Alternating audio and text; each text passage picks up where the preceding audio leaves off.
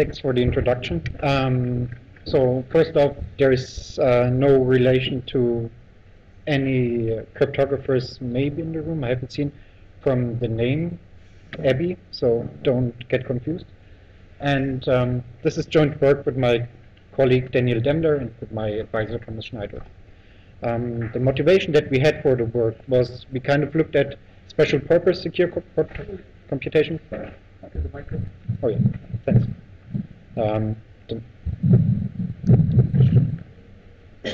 The motivation we had for the work was that we looked at several special purpose secure computation protocols and tried to generalize them, or try to take the tricks they used in there to increase the performance and to apply them to general secure computation schemes. And what we ended up with was this framework we called ABY or ABY, where we mix secure computation based on arithmetic sharing, based on Boolean sharing, and based on Gauss-coupled circuits. So you've probably seen this enough this week. We work in the two-party secure computation model. And this talk, unlike most of the others before, is in the semi-honest model, which we basically use because we can do all sorts of crazy things to get more efficiency without having to worry about this little selective failure attacks or whatever. So the things we do don't explode in our face in this respect. And what we can see in secure computation is that there are a lot of cool and nice applications from various fields outside of secure computation. Actually, we have auctions, we have private set intersection, we have machine learning, or we have things like biometric identification. So people outside of the area actually come up with really cool applications in their respective area. And I think what is nice, or would be nice, if we as the community would support them, or would provide tools for them to actually easily implement their functionality securely without them having to dig into the field. So if we look at how such a secure computation protocol could be developed, typically we would start out with a functionality or with a function that we would want to evaluate securely. Then you look at how to represent this function. In my case, or in this talk, I will restrict myself to Boolean and arithmetic circuits. There are several others out there which we've heard before, for instance, RAM programs, OP-RAM, or binary decision diagrams or binary decision trees, and so on. For each of these different circuit types, you have different secure computation protocols that you can use to implement them or to securely evaluate them. For instance, for arithmetic circuits, you have the DGK, additively homomorphic encryption, or you have Palier. Or for Boolean circuits, you have the protocol, or Gauss-coupled circuits protocol, or the GMW protocol. And then again, for each protocol, you have several different optimizations which were proposed over the course of the last few decades. And furthermore, you have, from the engineering point of view, we have abstract languages such as PCF, which compile down from a given function to a circuit representation. And you have existing frameworks where you can simply plug in or give your circuit to, and which will then evaluate this functionality. But the real problem here is that it's not always known. We've heard this a lot today. It's not really clear often how these protocols actually compare. So we have the theoretic numbers, but how they actually compare in an implementation is not really known. Furthermore, there are different optimizations which actually you can apply and which kind of shift the workload of this protocols from one side, from communication, for instance, to computation. And also, this is kind of an active field in research. So if you propose a protocol and try to implement it really efficiently, over the course of the next half year, it could be completely outdated. So for instance, when we submitted this work, we had the conclusion that the Gauss-coupled circuits protocol is less communication efficient than GMW because it requires to send 3 symmetric keys, versus GMW requires to send 2 symmetric keys. While we actually presented this work, at that time half gates were introduced, so right now it's even again. GMW and YAO kind of need to send both the same amount of data to do the secure computation per AND gate. So the point that I want to tell you here is the development of secure computation protocols is really a tedious task. And there's no golden or red line you can follow to actually develop an efficient secure computation protocol. An example that really highlights the point that I want to tell you here is the minimum Euclidean distance functionality. So this functionality is typically used in biometric identification, where you have a server who holds a database of biometric samples of, say, citizens or something, and on the other side you have a client, a camera or something that measures a biometric sample and wants to compare this biometric sample to the database of the server. In the functionality, you can see that there are a lot of multiplications, there are subtractions, there are additions, and in the end there are comparisons you need in order to compute the minimum of all the distances. So what you would actually start out with, or what research has started out with, were papers that use additively homomorphic encryption schemes in order to evaluate this functionality. So there's a paper by Zachariah Elkin and by Marina Blenton that use Palier and DGK in order to evaluate this functionality.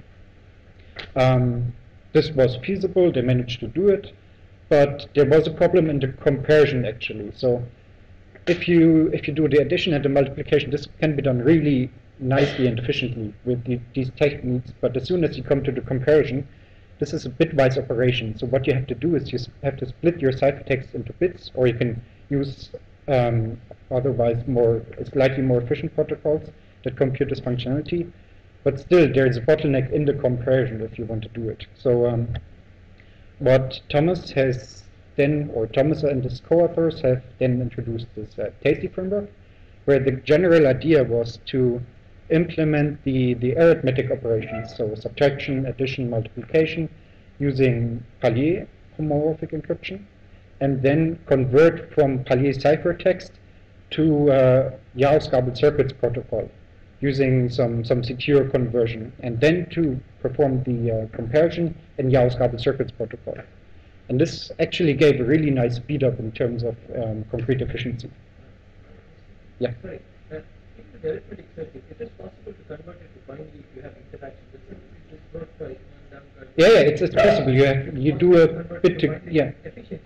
You can efficiently in the terms of doing a few public key encryption. Yeah. It's bit decomposition, so you still have to do a little bit of public key cryptography. So this is, I consider public key cryptography expensive. That's okay. You can do it efficiently in terms of theory, in terms of practice. You want to get away from public key crypto. You want to only do symmetric key crypto as much as possible. And this was the idea of this work. Basically, you do the comparisons using public key crypto, using symmetric key crypto. Sorry. But then again, Thomas and some co-authors of him had a recent paper where they evaluated whether actually if you switch to higher security levels, this switching from one secure computation protocol or from public key crypto protocols to Yau's garbled circuit is that efficiently. And actually it turned out that due to the vast efficiency improvements that we have had over the last couple of years, actually evaluating the whole functionality in Yau's garbled circuits protocol is way more efficient than using public key crypto, simply because as soon as you go to higher level security states or security bits, or if you go to higher fields, public key crypto becomes a lot more expensive, versus symmetric key crypto hardly gets more expensive because you still use AES 128. So this actually was kind of a downside then for this whole mixed protocol area, and that's actually kind of the reason I want to talk about today. So if I wouldn't be standing here if we didn't have a solution, and this is the point where I shoot Marcel a bad glance, because we kind of did similar work in the semi-honest model. We do multiplication using oblivious transfer or oblivious transfer extension in this respect, and thereby circumvent the public key crypto requirement that you had before for Palier, and simply use oblivious transfer to do the multiplication. And so we end up having a nicer multiplication protocol. But yeah, in the semi-honest model, not in the malicious model, of course, and not with Come again? Good. You'll cite us, so it's fine. And this is, yeah, the thing I want to talk about first. And then we have a more efficient method of converting from Boolean circuits to arithmetic circuits, also using some secret key crypto. And finally, we combine all of these instantiations to like a general framework where we abstract from the underlying, or we want to abstract from the underlying secure computation protocol, where you just input your functionality, and then you don't care about what kind of protocol you use to actually evaluate the functionality. And the things I want to talk about today are first or just briefly outline the multiplication using oblivious transfer extension, and then I'm shortly gonna present you the framework. So basically, what we do when we want to multiply using oblivious transfer, this is more of an intuitive approach compared to the more formal approach we've seen in the last talk. We do school multiplication. So if you look at it, you write the values, the 4-bit values x and y, you write out, and then you do the typical school multiplication. So if y is 0, you add a 0 string. If y is 1, you add the x string padded by as many zeros as the bit of y is. And you sum up the result, you obtain the result of the multiplication. And if you look at it, then it seems very familiar to the structure we've heard a lot about in the last week, oblivious transfer. So what you can basically do is, in this case, since you can't just give away the value x, you have to mask it using some random r. So what you do is, in the 0 value of the oblivious transfer, you transfer this random r. In the 1 value, you add the x to the random r and obliviously transfer it. And actually, we didn't come up with this protocol. It was written out by Gilboa in '99. And we just simply used it. You do this for all bits that you have in your of your values, and then simply what you do is party 1, who holds the r values, sums up the negated r values. Party 2, who holds the s values, sums them up. And what you can see is that basically party 1 holds a share of, or holds the random values. Party 2 holds a share, or holds the random values with the result of the multiplication. And if they add their shares, they have a valid multiplication. So this is really nice, since we now can simply do this twice and obtain an arithmetic multiplication triple. And yeah, this costs us around 4 OTs in this case, so 2 LOTs, where L is the bit length of the elements, and it's really efficient. And we wanted to compare its efficiency, or we compared its efficiency with the additively homomorphic DGK and Palier schemes, which we implemented with recent optimizations.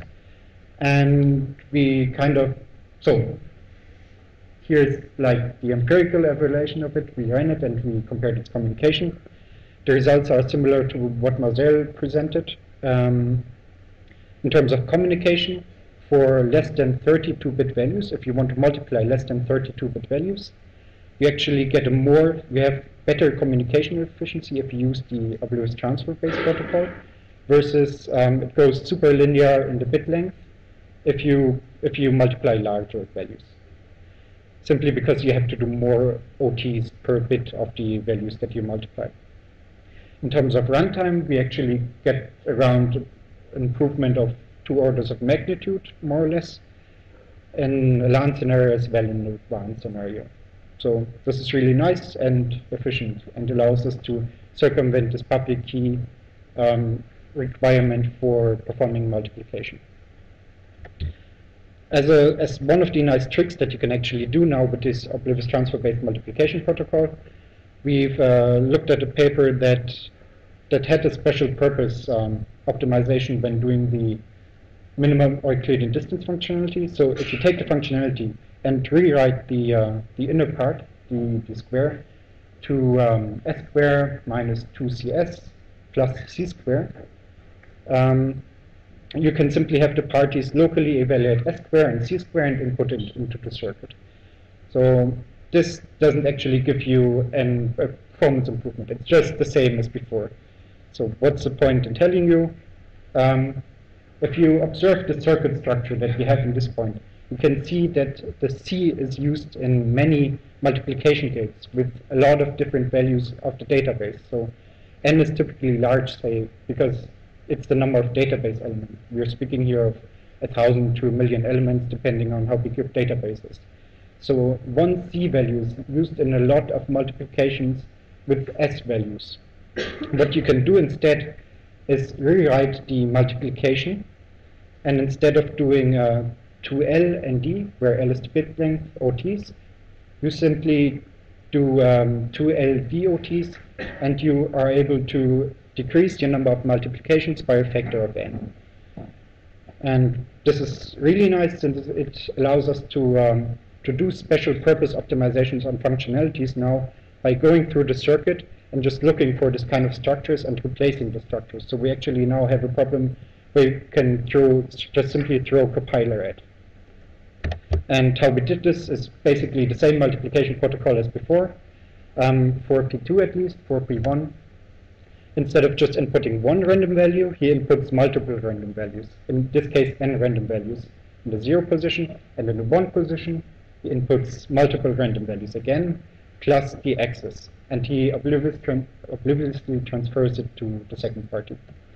We can do this for all bit positions, and we end up with sharings of n multiplications in this case. So what I want to talk about the remaining time is the framework that we built on top of it, which the ABY framework, which stands for arithmetic, Boolean, and Boolean in this case GMW, and Gauss-coupled circuits, the secure computation protocols that we implemented. We implemented conversions between all of these protocols. So you can simply switch from one secure computation protocol to another, depending on which one you think is best for this respective scenario. And we we try to implement it really efficiently. So we use more or less dubious assumptions like fixed KAS, and we batch pre-compute as much cryptographic operations as we can, and we implemented sub-protocols with recent optimizations. So what we did in this case was we implemented standard operations like addition, multiplication, greater than, equality, and so on. And as a more or less guideline, the arithmetic sharing you could use for, or you should use for addition, multiplication, Boolean sharing for XOR and AND, and especially for multiplexing, since the same trick you saw just now for scalar multiplication actually also applies to computing multiple ANDs in parallel, or for multiplexing. And Gauss-coupled circuits you could use for operations like comparison and so on. And as a little outline with what kind of benefit this gives us, if you look at a multiplication Gauss-coupled circuit, which you describe in a Boolean circuit, the Boolean circuit typically is very large. It has a size of L squared, where L is the bit length of the elements. So multiplying two values shared in Gauss-coupled circuits would actually cost you around 1.1 milliseconds in LAN. You would need to send around 100 kilobytes of data, but you don't have any round complexity, since it's a constant round protocol. If you, on the other side, convert from Gauss-coupled circuits protocol, or convert A and B from Gauss-coupled circuits protocol to the arithmetic sharing, perform the multiplication there, and convert it back to Gauss-coupled circuits protocol, you end up with a multiplication protocol that is about 10 times as fast. In the LAN scenario, I have to say, has about only 5% of the communication, but in this case we have to do communication rounds. So what this actually allows you is to trade off communication, computation, and your round trip time. As a little example, we implemented the minimal Euclidean distance, and what I actually want to highlight here is the parameter header, where you can input a circuit or a secure computation scheme that computes the distance functionality, and another one that computes the minimum functionality. And you can freely instantiated using Gauss-coupled circuits, GMW, arithmetic sharing, and yeah, whatever combination you like in order to see what protocol instantiation gives you the best performance in your scenario. As future work, we kind of want to generalize and implement further special purpose operations. So we try to look into more works and to find more tricks that you can apply and generalize for this framework. We want to, because in the version of this protocol, you have to do the assignment of operations to secure computation schemes manually. What would be really nice if you would just describe the functionality and then have some kind of automated compiler which compiles your functionality down to different secure computation protocols, and you don't actually see in which secure computation protocol you actually evaluate the functionality, and what usually doesn't interest a developer who doesn't know anything about secure computation anyway. And finally, as this has been done parts have been done already or submission, we wanted to see what kind of things can be extended to malicious adversaries. And that's it. Thank you for your attention, and you can find the code online on GitHub if you want to play around with it. Thanks.